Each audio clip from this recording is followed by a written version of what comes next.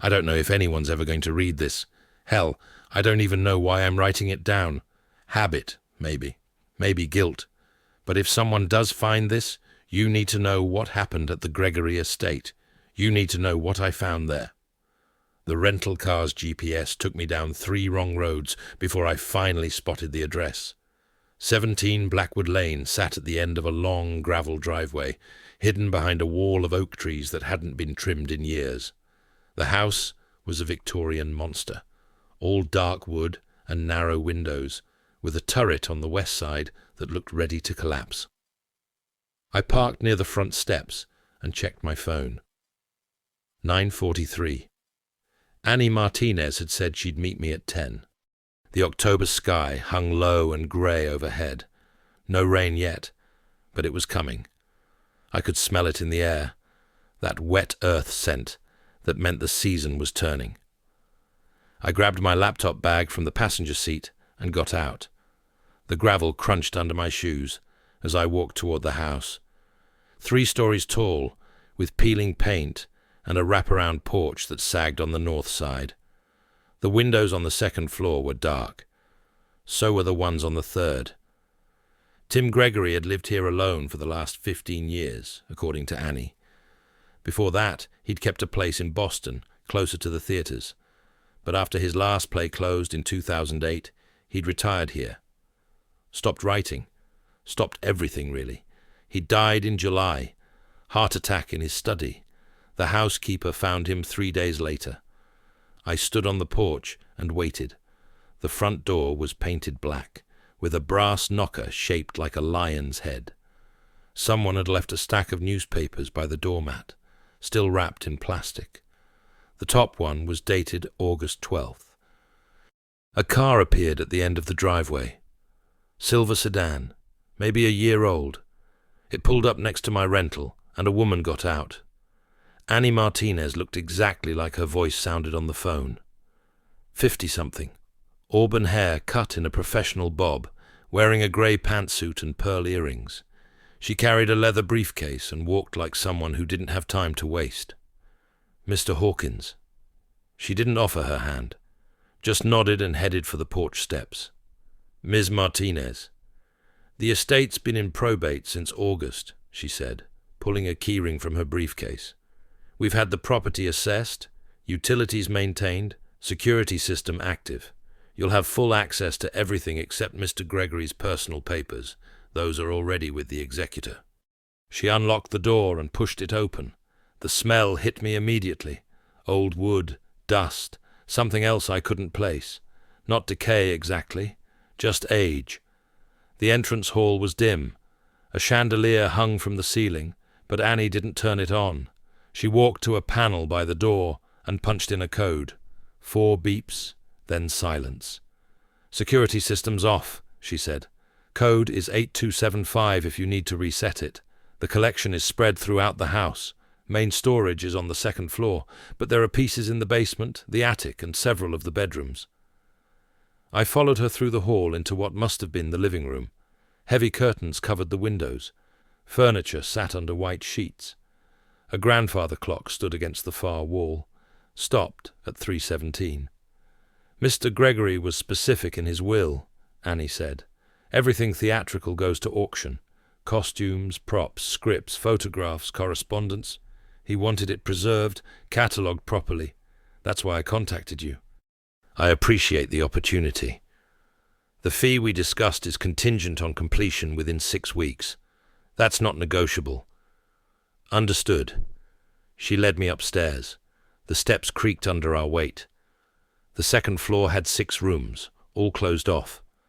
Annie opened the first door on the right. Storage, floor to ceiling, cardboard boxes, wooden crates, garment bags hanging from a metal rack that ran the length of the room. Labels on some of the boxes, handwritten in faded ink. Streetcar, 1959. Long Day's Journey, 1963. Private Correspondence, 1970-1980. Jesus, I said. There's more in the other rooms, and the basement. Annie checked her watch. I have a meeting in Portland at 1. You can start today if you'd like. I'll leave you the keys. My assistant's arriving this afternoon. We'll start tomorrow morning. Fine. Lock up when you leave. The security code, 8275. She nodded and handed me 2 keys on a ring. Front door and basement. Everything else should be unlocked. Call me if you have questions. She left. I heard her car start up, gravel crunching as she drove away. Then silence. I stood in the storage room and looked at the boxes. 50 years of theatrical history, all crammed into one dead man's house. It'd take weeks to sort through properly, maybe longer, but that's what I did. That's what I'd always done. Cassidy showed up at 4:30, driving a Honda with Massachusetts plates and a back seat full of photography equipment. "This place is incredible," she said, hauling a tripod out of the trunk. "I mean Tim Gregory, the Tim Gregory. I saw a production of his last play in undergrad. It was amazing. It closed after 6 weeks. Still amazing. She was 26, finishing her master's in theater history at Boston University. I'd worked with her on 2 previous projects, and she was good, fast, organized, didn't ask stupid questions. We spent an hour walking through the house. I showed her the storage rooms, explained the scope of the project. She took notes on her tablet, already planning the photography setup. "We'll start with the 2nd floor," I said. "Costumes and props first, then move to documents and correspondence. What about the basement?" "We'll get to it. Have you been down there yet?"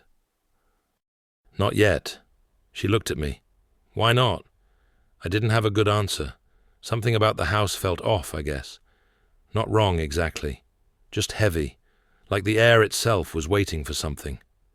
"Tomorrow," I said. "We'll check it tomorrow." The first 3 days were exactly what I'd expected. Methodical, tedious, productive. We worked 8-hour shifts, cataloguing everything we found. Cassidy photographed each item, front and back, then logged it in the database. I handled authentication and valuation, cross-referencing production dates with historical records. Most of it was standard stuff. Costumes from Gregory's early work, still in decent condition. Props from his more famous plays. A sword from Macbeth, 1961. A telephone from Who's Afraid of Virginia Woolf, 1964. Publicity stills, opening night programs, reviews from the Times and the Globe. Some pieces were worth money. A signed first edition script from A Long Day's Journey into Night. Original costume sketches from a production that toured Europe in the 70s. But nothing extraordinary. Nothing that explained why Gregory had kept it all locked away in this house. Cassidy worked without complaint. She was faster than I'd expected, more thorough. By the end of day 3, we'd cleared 2 of the storage rooms and started on the 3rd. "We're ahead of schedule," she said, packing up her camera. "At this rate, we'll finish in 4 weeks. "Maybe. You don't sound convinced." "We haven't touched the basement yet." She looked toward the stairs. "You keep saying that. What's down there?" "I don't know. Storage, probably. More of the same. So why haven't we checked?" "Good question. I'd been avoiding it, and I didn't know why. Every time I walked past the basement door, something stopped me. Not fear exactly. Just a feeling that I should wait, that I shouldn't rush. "Tomorrow," I said. "We'll go down tomorrow." The 4th day started the same as the others. Grey sky, damp air, gravel crunching under my tires as I pulled up to the house. Cassidy was already there, unloading equipment from her car. "Morning," she said. "I brought coffee." "Thanks." We worked through the 3rd storage room until noon. More costumes, more props. A trunk full of wigs from a production of The Importance of Being Earnest. A collection of fake jewelry from some comedy I'd never heard of. At 12:15, Cassidy set down her camera. "I'm going to check the basement," she said. "Wait. We've been putting it off for 4 days, Devin. We need to see what's down there." She was right. I knew she was right. I grabbed a flashlight from my bag and headed for the stairs. The basement door was at the back of the house, past the kitchen. Solid oak, with a deadbolt that needed the second key. I unlocked it and pulled it open. Stairs leading down into darkness. A smell drifted up, the same smell from the entrance hall, but stronger. Old wood and dust and something else. I flicked the light switch. Nothing happened. "Bulb's probably out," Cassidy said behind me. I turned on the flashlight and started down. The stairs were narrow, the walls close on both sides. 15 steps, then concrete floor. The basement was bigger than I'd expected, 30 feet wide, maybe 40 feet deep. Support beams ran along the ceiling. Boxes and crates lined the walls. And in the center of the room, stacked 5 feet high, were pieces from a set. Painted flats, a wooden throne, a fake stone archway. "Hamlet," Cassidy said, reading a label on one of the flats. 1962. We moved through the space, stepping around the set pieces. More boxes, more crates, a rack of swords, all dulled and rusted, a trunk full of crowns and scepters. And then I saw it. In the far corner, behind the set pieces, half hidden in shadow.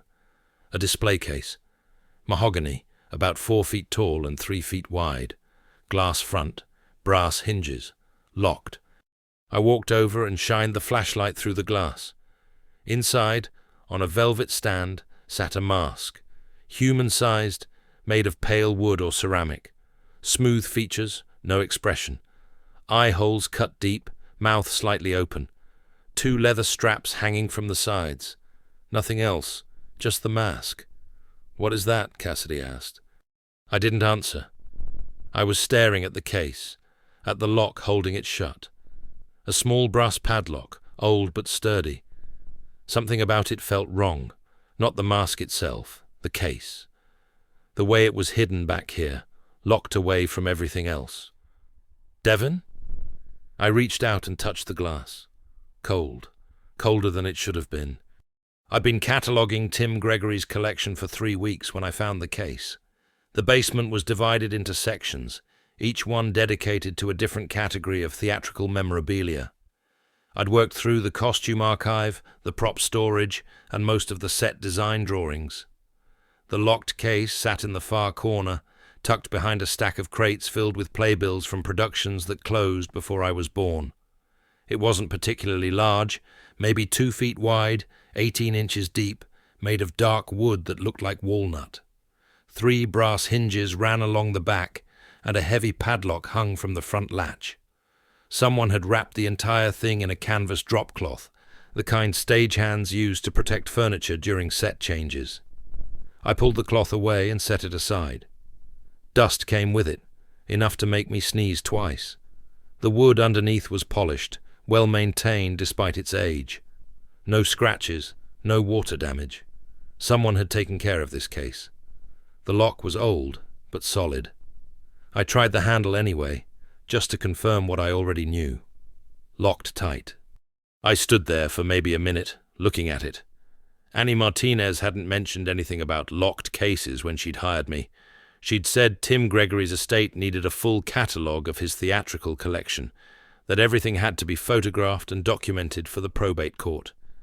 She'd given me keys to the house, the combination to the basement door, and a list of items she knew about from previous conversations with Tim. This case wasn't on the list. I went upstairs to Tim's study. The room still smelled like him, or maybe like the pipe tobacco he'd favoured, sweet and woody, with something darker underneath. His desk sat against the far wall, an antique roll-top made of cherry wood. Annie had told me to search it if I needed to, that Tim's filing system was eccentric but thorough. The drawers weren't locked. I started with the top right, working my way down. Office supplies mostly. Pens, paper clips, a stapler that probably dated back to the 70s. The second drawer held correspondence, neatly filed in manila folders, with dates written on the tabs in Tim's spidery handwriting. The third drawer had a small wooden box pushed toward the back. I pulled it out and opened it. Inside, wrapped in tissue paper, was a brass key. The paper crinkled when I unwrapped it, and a note fell out. The handwriting was Tim's, that same careful script I'd seen on the folders. "Do not open." That was it. 3 words on a scrap of paper, no explanation, no context. Just a warning. I sat there with the key in one hand and the note in the other. The sensible thing would have been to call Annie, ask her about it, find out if she knew what was in the case. But I'd been hired to catalogue the collection, and this was part of the collection. It needed to be documented like everything else. I pocketed the key and went back downstairs. The lock opened smoothly, like it had been used recently. I set the padlock aside and lifted the lid. The hinges didn't squeak. Inside, the case was lined with burgundy velvet, and nestled in a custom-fitted depression sat a mask. White porcelain, comedy style, the traditional laughing face of commedia dell'arte, with high-arched eyebrows and a broad smile that showed teeth. The craftsmanship was extraordinary. Every detail was perfect, from the delicate curve of the lips to the subtle shadows around the eyes. The surface had a faint sheen, almost translucent, like the finest china. I recognized it immediately as Venetian work. 16th century, maybe early 17th. The style was right, and the quality was too high for a later reproduction. This was the real thing, the kind of piece that belonged in a museum's permanent collection. I reached in and lifted it out. The weight surprised me. Porcelain masks were usually light, but this one had substance to it. Not heavy exactly, but solid in a way that felt wrong, like the porcelain was denser than it should be. The smile seemed almost alive in the dim basement light. The empty eye holes looked back at me, dark and knowing. I turned it over, examining the interior. There was residue there, faint but visible. Dark stains around the edges where the mask would rest against someone's face. Old makeup, probably, or sweat. The kind of patina that came from actual use, not just display. I set up my camera and tripod, adjusting the lights to minimize glare on the porcelain surface. I photographed it from every angle. Front view, three-quarter view, profile from both sides.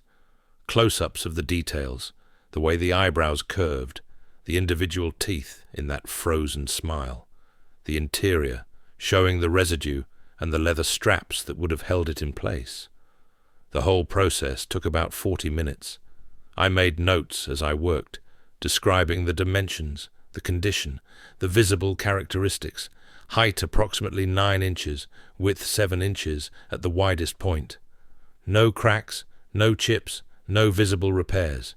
The straps were original, made of leather that had gone stiff with age, but hadn't cracked or broken. When I finished, I packed the mask back into its case and locked it again. The note went back in the desk drawer with the key. I'd deal with Annie's questions later if she asked. Right now, I had work to do. That evening, back in my hotel room, I started the research. The photographs uploaded to my laptop, and I ran them through image recognition software first. Nothing came up, which wasn't surprising. Masks like this didn't usually have extensive digital records. I tried the old-fashioned way instead. Academic databases, auction house records, museum catalogues. I searched for Venetian comedy masks, 16th century, white porcelain, exceptional craftsmanship. The results came back slowly, but they came. The mask had a history. The earliest record I found dated to 1608. A Venetian craftsman named Grayson Bradley had created it for a commedia dell'arte troupe performing at the Doge's palace. The troupe's name was listed as I Mascherati, which just meant the masked ones. Not particularly creative, but it fit. Bradley was known for his work. The records described him as obsessive, perfectionist, someone who pushed the boundaries of his craft. He'd made other masks, other pieces, but this one was special. The descriptions used words like masterwork and unparalleled. One account called it a face that breathes. The troupe had disbanded within a year. No explanation given in the records, just a note that they'd stopped performing in 1609. The mask had passed to a private collector, a Venetian merchant whose name appeared in shipping manifests, but nowhere else. He'd vanished in 1612. The records were clear on that. His house was found empty, his business abandoned, no trace of where he'd gone. The mask had been sold with his other possessions to settle debts. The next owner was a French actor who'd bought it in 1615. He'd been found dead in his dressing room 2 years later. The door locked from the inside. No sign of violence or illness. The coroner's report, translated from 17th century French, described it as death by unknown causes. I kept reading. The pattern emerged slowly, spread across 4 centuries. The mask changed hands, sometimes through inheritance, sometimes through sale, occasionally through theft. Every owner met a disturbing end. 3 had vanished entirely, just gone without explanation or trace. 2 had been found dead in locked rooms, like the French actor. 1 had walked into the Adriatic Sea in full view of witnesses in 1793. She'd been wearing the mask at the time, according to the account. She'd walked into the water and kept walking until the waves closed over her head. The most recent owner before Tim had been an American collector in 1967. He'd jumped from his apartment window in New York. 12 stories up, no hesitation, no note. The mask had been in his safe when the police searched the apartment. I sat back and rubbed my eyes. The pattern was there, undeniable if you believed in patterns. But patterns like this were always suspicious. 400 years was a long time, and people died in strange ways all the time. Disappearances could be explained by any number of factors. Locked room deaths happened, usually from heart attacks or strokes. Suicides were tragic but common. The idea that a mask could cause these deaths was ridiculous. Objects didn't kill people. They didn't make people vanish or walk into the ocean. That was superstition, the kind of thinking that belonged in the 16th century, not the 21st. I was a professional. I dealt in facts, in documentation, in verifiable history. The mask was valuable, certainly. It was historically significant, absolutely. But it wasn't cursed or haunted or dangerous. It was just porcelain and paint and 400 years of coincidence amplified by legend. I closed my laptop and went to bed. Tomorrow I'd continue the catalogue, document the rest of the collection, finish the job Annie had hired me to do. The mask would go in the report like everything else, with photographs and measurements and historical context. Just another item in a dead playwright's basement. I went back to the display room that night around 11. I don't know what made me do it. Couldn't sleep, maybe. Or something nagging at me that I couldn't name. The house was quiet, except for the old floorboards creaking under my feet as I walked down the hall. The door to the display room was where I'd left it, closed but not locked. I pushed it open and flipped on the overhead light. The case was open, not just unlocked, open. The glass lid sat at about a 45-degree angle, propped against its brass hinges. I stopped in the doorway, stood there for maybe 10 seconds just looking at it. I'd locked that case myself, 6 hours ago, right before dinner. I'd turned the key, heard the bolt slide home, tested the lid to make sure it wouldn't budge. Standard procedure for any artifact worth more than a few $100s. I walked over to the case and checked my pockets. The key was right where I'd put it, in my left front pocket with my phone. I pulled it out and held it up to the light. Same key, same brass finish, same worn edges, same number stamped into the bow. 307. Nobody else had a copy. I was the only one in the house. I looked at the mask.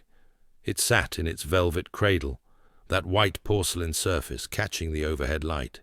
The eye holes stared up at nothing. The painted lips curved in their permanent half-smile. "Right," I said out loud. My voice sounded flat in the empty room. I closed the lid, inserted the key, turned it until I heard the bolt engage, pulled on the glass to test it. Locked solid. Then I did it again. Unlocked it, opened the lid, closed it, locked it, tested it twice more. The mechanism worked fine. No sticking, no slipping. The bolt slid home clean every time. I stood there looking at the case for another minute. The lock was solid. The key was in my pocket. The case had been open. Faulty mechanism, I said to the empty room. It wasn't. I knew it wasn't. But that's what I told myself as I walked back to my bedroom and got into bed. Old hardware, probably just needs adjustment. I'd check it in the morning, maybe oil the hinges, make sure everything's seated properly. I turned off the light and closed my eyes. The dream started the moment I fell asleep. I was on a stage. Not the estate, not anywhere I recognized. A real stage, with footlights and heavy curtains and the smell of dust and old wood. I could feel the boards under my feet, solid and worn smooth from years of use. Someone was speaking. The words came out of my mouth, but I didn't recognize them. Italian, maybe, or French. The sounds flowed together. Syllables I'd never learned forming sentences I somehow knew. I was wearing the mask. I could feel it on my face, the weight of it, the way it pressed against my cheekbones and forehead. The interior was smooth and cool. My breath echoed inside it, warm and close. The audience sat in darkness beyond the footlights. I couldn't see their faces, just shapes in the shadows, but I could hear them. They laughed when I spoke. They leaned forward in their seats. I raised my hands, and the words kept coming. A different language now, something with harsh consonants and rolling vowels.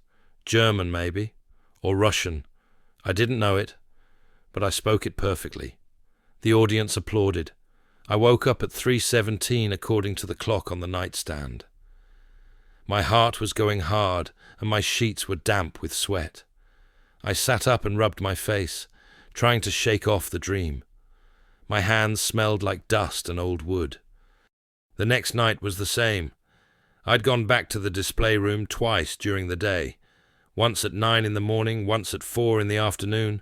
Both times the case was locked, exactly as I'd left it. The key stayed in my pocket. I didn't let it out of my sight. At midnight I checked again. The case was open. I locked it, tested it 3 times, went to bed. The dream started immediately. Different stage this time, smaller, more intimate.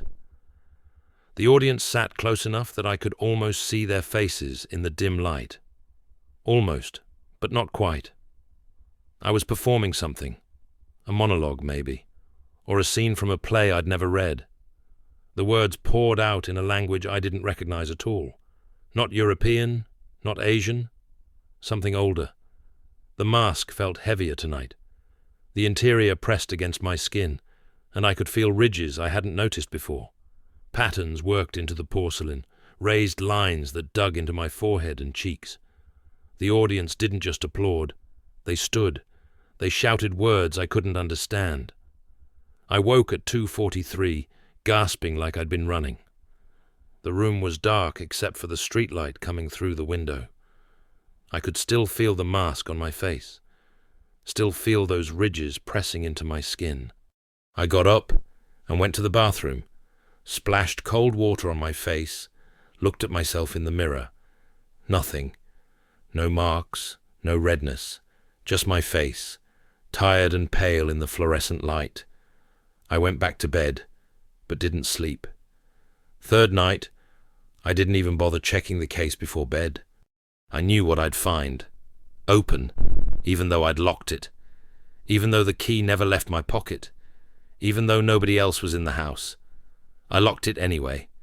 Went through the whole routine. Key in, turn, test. Key in, turn, test. It didn't matter. The dream came faster this time. I barely closed my eyes before I was on the stage again. This one was huge. An opera house, maybe, or a theatre from the 1800s. The ceiling soared up into darkness. The audience filled rows and rows of seats, balconies stacked on top of each other until they disappeared into shadow. I was in the middle of a scene. Not alone this time. Other performers moved around me, their faces hidden behind masks of their own. We spoke in unison, our voices blending together in words I'd never heard, but somehow knew. The white mask felt like part of my face now. I couldn't remember what I looked like without it. The ridges inside had always been there, pressed against my skin, shaping the words that came out of my mouth. The audience was on its feet. Thousands of them, all standing, all applauding. The sound filled the theatre like thunder. I woke up screaming. 4:36. Still dark outside. My throat was raw, and my hands were shaking. I turned on the bedside lamp and looked at my palms. Red marks, angry and raised, running across both hands in parallel lines. I brought them closer to the light. Not just red, blistered. Small bubbles of fluid forming along the creases, clustered in patterns I didn't recognize at first. Then I did. I'd handled the mask once, back on the first day. Lifted it out of the case to examine the maker's mark on the interior. The inside surface had those ridges worked into it. Decorative patterns that ran along the edges, where it would press against the wearer's face. The blisters on my palms matched those ridges exactly. I sat there in bed, holding my hands up to the light, looking at burns that shouldn't exist. Chemical burns, from the look of them, like I'd grabbed something caustic and held on tight. But I hadn't touched the mask, not since that first day. It was locked in the case downstairs, and the key was in my pants pocket on the chair across the room. I got up, walked to the bathroom again, turned on the light, looked at my hands under the bright fluorescent. The burns were real. The blisters were forming, clear fluid pooling under the skin. I could see the pattern clearly now, those decorative ridges from the mask's interior reproduced perfectly on my palms. I ran cold water over them. It didn't help. The burning got worse, spreading up into my fingers. Something was happening to me. Something I couldn't explain through rational means, through faulty locks or vivid dreams or stress from working alone in a dead man's house. The mask was reaching out. Through glass and locked mechanisms, through the distance between the display room and my bedroom, it was reaching out and claiming me. I looked at myself in the mirror. Same face, same tired eyes behind the same wire-rimmed glasses. But my hands were burning with marks I shouldn't have, and I could still feel the weight of porcelain on my face. I should have seen it coming. Cassidy had always been intense about her work, but after that first week in the display room, something shifted. She started showing up earlier than me, which I didn't think was possible. I'd arrive at 8:30 and find her already at the desk, surrounded by papers, looking like she'd been there for hours. Maybe she had been. She stopped eating lunch with me. Used to be we'd take our sandwiches out to the veranda, talk about the collection, complain about Tim Gregory's organizational system, or lack of one. But 3 days after we'd started cataloguing the theatrical pieces, she said she wasn't hungry. The next day, same thing. After that, she stopped bothering with excuses. I found her on the third day. I'd grabbed my lunch from the kitchen and headed down the main hallway toward the display room. The door was closed, which was weird. We'd been keeping it propped open for better air circulation. The room got stuffy with both of us working in there all morning. I pushed the door open and stopped. Cassidy stood with her face pressed against the glass case, not just close to it, pressed against it, her nose flattened, her breath fogging the surface. Her lips were moving, whispering something I couldn't make out. "Cassidy?" She didn't turn, didn't even flinch. Her hands were flat against the glass on either side of her face, and she kept whispering.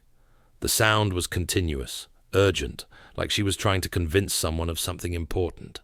I walked closer. "Cassidy, what are you doing? Cassidy?" Still nothing. I could see her reflection in the glass now, superimposed over the mask behind it.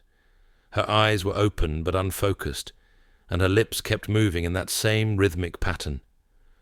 The words were too quiet to understand, but they had a cadence to them, almost musical. I reached out and touched her shoulder.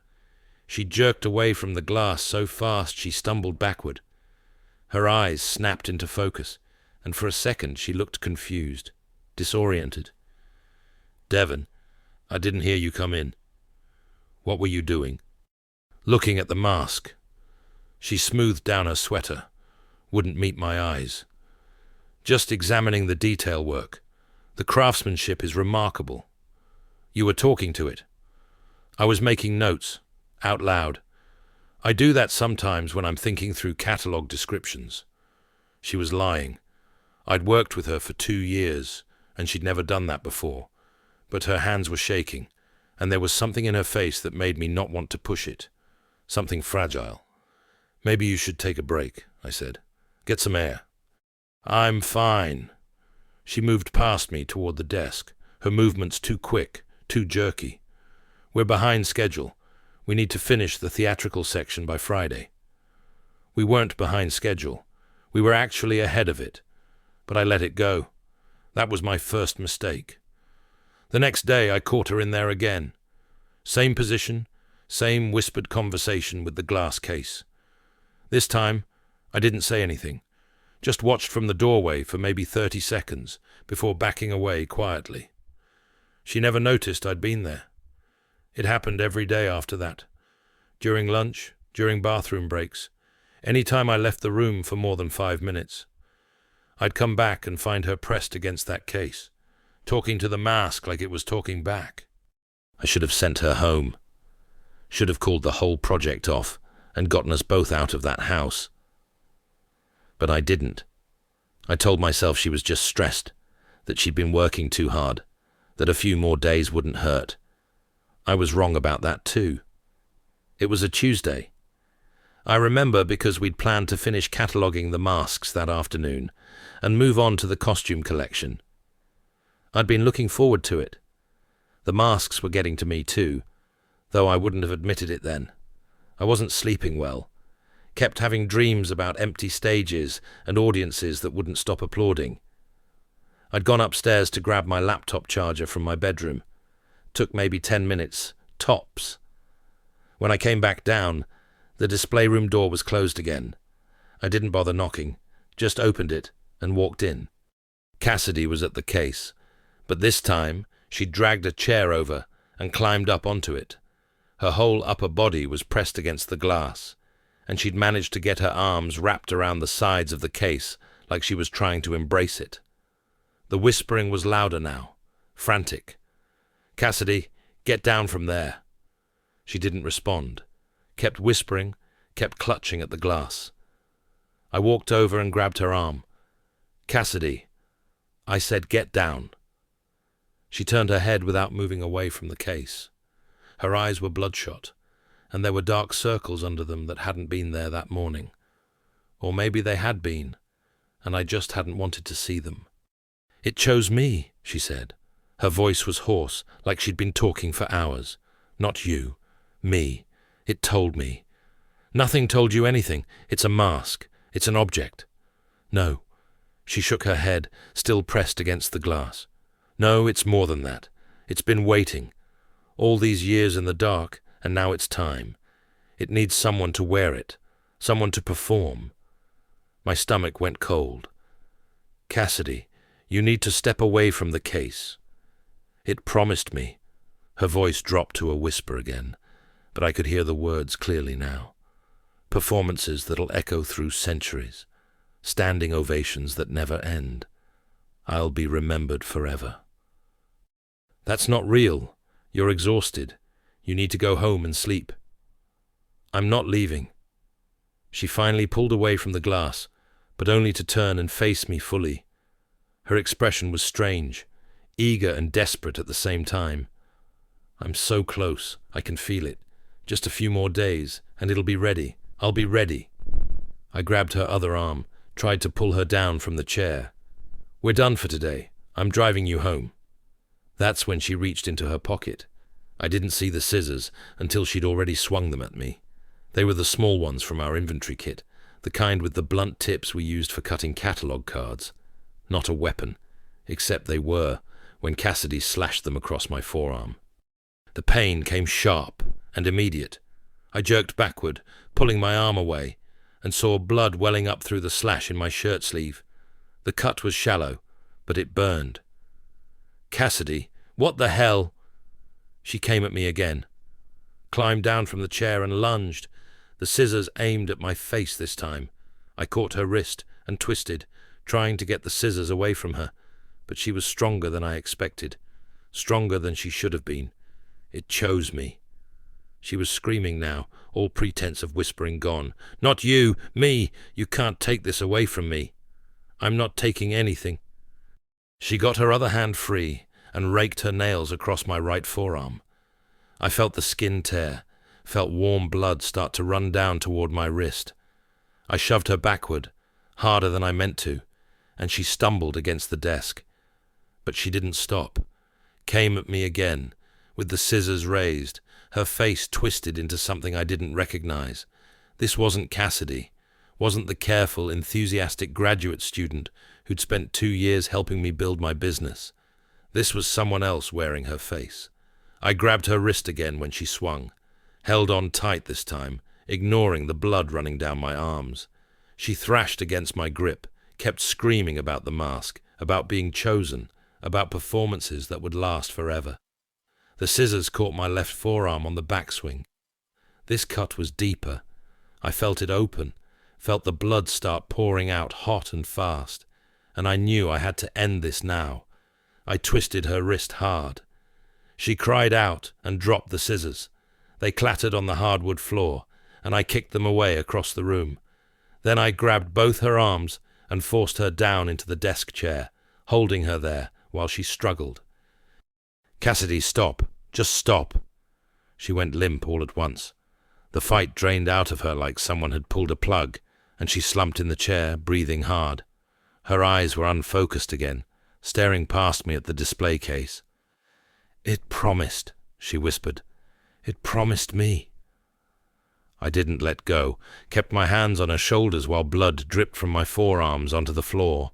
The cut on my left arm was bad, 6 inches long, maybe more, and deep enough that I could see white beneath the red. Not bone, tendon maybe, or fat. I didn't know, didn't want to look too closely. "Stay here," I said. "Don't move." I let go of her shoulders and backed toward the door, keeping my eyes on her the whole time. She didn't move, just sat there staring at the mask with that empty expression. I made it to the hallway and grabbed my phone from my jacket pocket. My hands were shaking so bad it took 3 tries to unlock it. Blood was getting on the screen, making it hard to see, but I managed to dial 911. The dispatcher answered on the second ring. 911, what's your emergency?" "I need an ambulance and the sheriff. There's been an attack." I gave her the address, told her someone had gone violent, told her I was bleeding. She kept asking questions, but I wasn't really listening anymore. I was watching the display room door, making sure Cassidy didn't come through it. She didn't. When I finally went back in after the dispatcher told me to stay on the line, Cassidy was still in the chair, still staring at the mask. She didn't look at me when I entered, didn't seem to know I was there. The ambulance arrived first, 2 paramedics, a man and a woman, both moving with efficient calm. They took one look at my arm and sat me down in the hallway while the woman went in to check on Cassidy. The man wrapped my forearm in gauze, asked me what happened. I told him the basics. Graduate student, psychological break, scissors. He nodded like he'd heard it all before and kept working on the bandage. Sheriff Owen Phillips showed up maybe 5 minutes later. Tall guy, stocky build, with graying brown hair cut military short and steady blue eyes that didn't miss much. He took in the scene without comment, then walked over to where I sat in the hallway. "Devin Hawkins?" "Yeah." "Sheriff Phillips, you want to tell me what happened here?" I went through it again. Cassidy's obsession with the mask, her deteriorating behavior, the attack with the scissors. He listened without interrupting, writing notes in a small pad. "She's saying some strange things," the female paramedic called from the display room. Keeps talking about being chosen, about performances. Owen walked to the doorway and looked in. I couldn't see his expression from where I sat, but his shoulders went tense. "We're taking her to Brattleboro Retreat," the paramedic said. "Psychiatric evaluation." Owen nodded. "I'll follow you there. Need to get a statement." They brought Cassidy out on a gurney. She was strapped down, still staring at nothing, still whispering. I caught fragments as they wheeled her past. "Promised me, chosen, echo through centuries." Owen watched her go, then turned back to me. "You need to get that arm looked at properly. That's going to need stitches." "I know. You staying here tonight?" I hadn't thought about it. The question hung in the air between us, and I realized I didn't have an answer. "Project's not finished," I said finally. "Still got work to do." Owen studied me for a long moment. "That girl was obsessed with something in there. You seeing anything like that in yourself?" "No." "You sure about that?" I met his eyes. "I'm sure." He didn't look convinced, but he didn't push it. Just handed me a card with his office number on it. "You see anything else strange, you call me. Don't wait." "I will." He left with the ambulance. I watched from the veranda as they drove down the gravel driveway, the ambulance lights flashing red and blue through the trees. The male paramedic had rewrapped my arm before they left, told me to keep pressure on it, told me to go to the ER if the bleeding didn't stop. The bleeding had slowed to a seep. I pressed my hand against the bandage and watched until the ambulance disappeared around the bend. Then I turned and looked back at the house. It stood there in the afternoon light, 3 stories of Victorian excess, with its windows reflecting the sky. Quiet, empty. Just me now, just me and the mask. I waited until the estate was empty before I went back to the mask. Annie had called that morning to say she'd be in court all day. The cleaning crew had finished on Tuesday. I'd told my assistant to take the rest of the week off after what happened with Cassidy. The house settled around me in that particular silence that old buildings have when nobody's moving through them. I stood in the doorway of the display room for a good 5 minutes before I crossed the threshold. The mask sat in its case exactly where it had been for weeks. I'd catalogued it on my second day here. Item 743. Commedia dell'arte mask, origin uncertain, possibly Venetian, 18th century. I'd written those words in my neat handwriting and moved on to the next shelf. I should have looked closer then. The velvet lining inside the case caught my attention first. It had a dark stain spreading from beneath the mask, irregular and wet-looking. I leaned in. The stain wasn't just discoloration. The fabric looked eaten away in places. The threads dissolved into nothing. I unlocked the case. My hands didn't shake. They should have. The black liquid pooled in the shallow depression where the mask rested. Not much of it. Maybe a tablespoon, but it moved wrong. Too thick for water, too thin for oil. It caught the light and swallowed it. I touched the velvet near the edge of the stain. The fabric crumbled under my finger, just fell apart like it had aged 100 years in a few days. The liquid was seeping from the mask's eye holes. I could see it now, tiny beads forming at the inner edges and sliding down to collect in the velvet. The porcelain around the eyes had a glazed, wet look. I grabbed a pencil from my bag and dipped the tip into the liquid. The wood hissed. Actually hissed. The pencil tip turned black and started to dissolve, the wood fibers separating and curling away from each other. I dropped it. The pencil clattered against the case's wooden frame, and where the liquid-coated tip touched the wood, a small burn mark appeared. Christ! My voice sounded too loud in the empty room. I'd seen a reference to this in one of the letters. 3rd box, maybe the 4th. An account from someone in Florence, dated 1792. I went to find it. The boxes sat in Tim's study where I'd left them. I'd been through most of the correspondence by now, sorting it by date and relevance. The letter I wanted was in a folder marked Provenance Documentation. The handwriting was Italian, but someone had clipped a translation to it. I scanned through the formal greeting and got to the relevant part. The mask weeps when it hungers. A black secretion, caustic to the touch, emerges from the eyes. Our records indicate this occurs when the mask has been dormant and seeks a new vessel. The tears cease once a host has been claimed. Under no circumstances should the mask be handled during this period. 3 members of our order died attempting to contain it during such a phase in 1743. I read it twice. The locked case made sense now, not to protect the mask from theft, to protect people from the mask.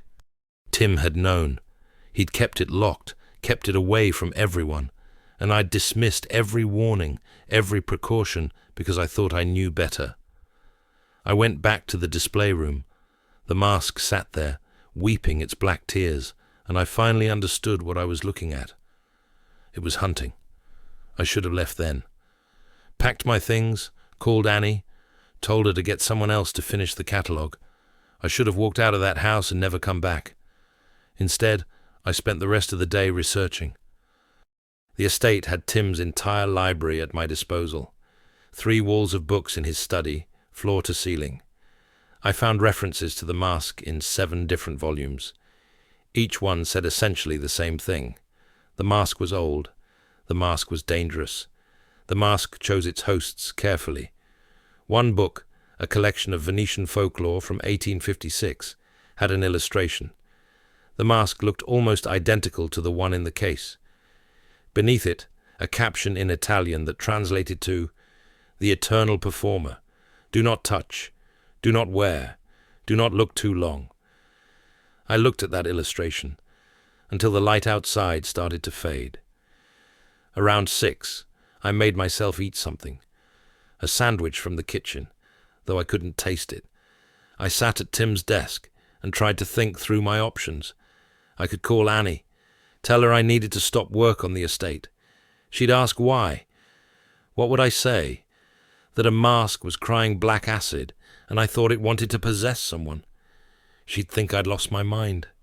I could call Sheriff Phillips, report the mask as a biohazard or something. He'd come out, take one look, probably tell me to stop wasting his time. I could just leave, lock the door behind me and never come back. But I didn't do any of those things. I stayed. The house got dark around me. I didn't turn on all the lights, just the desk lamp in the study. The display room sat down the hall, unlit. I could feel it there. The mask, waiting. Around 11, I went upstairs to one of the guest rooms. I'd been sleeping here some nights when the work ran late. Easier than driving back to my hotel. I lay on top of the covers, fully dressed, and stared at the ceiling. Sleep came eventually. I didn't want it to, but my body gave out around midnight. I woke up standing. My feet were bare on hardwood. Cold air moved across my skin. I blinked, trying to understand where I was. The display room. I was in the display room. The mask's case stood open in front of me. My hands hung in the air, reaching forward. The distance between my fingertips and the porcelain surface couldn't have been more than 6 inches. I tried to pull back. My arms didn't move. No. The word came out quiet. My throat felt tight. My hands drifted forward, slow, steady, like someone else was moving them. "You understand," a voice said, not out loud, in my head, behind my thoughts, not words exactly, but meaning that formed into words as I heard it. "You understand what I offer." No. Louder this time. My fingers moved closer. 3 inches now. Immortality through art. Your performances preserved forever. Audiences across centuries who will worship what you become. I'm not a performer. Everyone performs. You perform scholarship. You perform competence. You perform control. My right hand trembled. The muscles in my arm fought against whatever force held them. But imagine performing truth. Imagine audiences who see into your soul and love what they find there. Imagine never dying, never fading, never being forgotten. 2 inches. I thought about Cassidy, the way she'd moved, the way she'd spoken. That wasn't her anymore. That was the mask, wearing her body, using her voice. I thought about the letters, the accounts, people who'd worn the mask and been consumed by it. I thought about Tim, keeping it locked away, trying to protect people from this thing. My fingers brushed the porcelain, cold, so cold it burned. I screamed, not from pain, from the effort of pulling back. Every muscle in my body locked up, fighting. My arm shook so hard I thought the bones might crack. Why resist? You came here. You stayed. You know what you want. No. One word. That's all I had left. I pulled, threw everything I had into moving my hand back. My shoulder felt like it was tearing. My elbow joint popped. The tendons in my wrist stretched past their limits. My hand moved back, 1/2 inch. The voice in my head screamed, not words, just rage. I pulled harder. My hand came back another inch, then another. The force holding me wavered, just for a second, but that second was enough. I stumbled backward, my arms falling to my sides. My legs gave out, and I hit the floor hard. Pain shot through my tailbone. The mask sat in its case, still weeping its black tears. I crawled backward until my shoulders hit the wall. My whole body shook. I couldn't stop it. If I'd touched the mask, really touched it, made contact, I would have been gone. I knew that. Felt it in my bones. Whatever I was, whatever made me Devin Hawkins, would have been erased. Replaced by something else. Something that wore my face and used my voice, but wasn't me anymore. I sat there on the floor, my back against the wall, and stared at the mask. My hands trembled in my lap.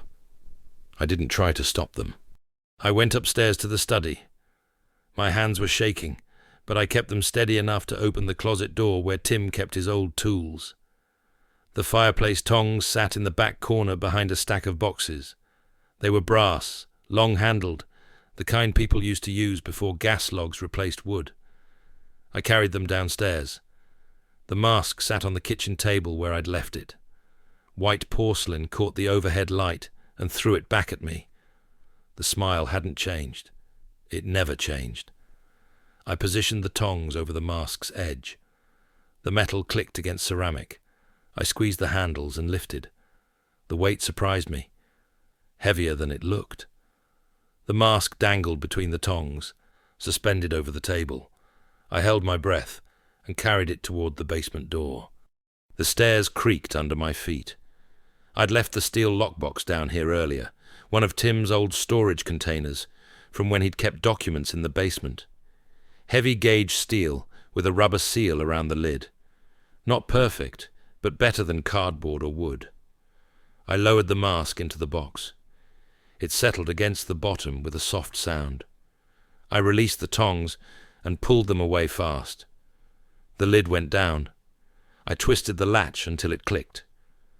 I stood there for a minute, staring at the box. My pulse was too fast. I couldn't hear anything except my own breathing and the furnace humming in the corner. The concrete mix sat against the far wall. Tim had bought it last summer, planning to patch the foundation cracks he'd never gotten around to fixing. 3 bags, 50 pounds each. I grabbed the first one and dragged it across the floor. The mixing bucket was plastic, big enough to hold about 5 gallons.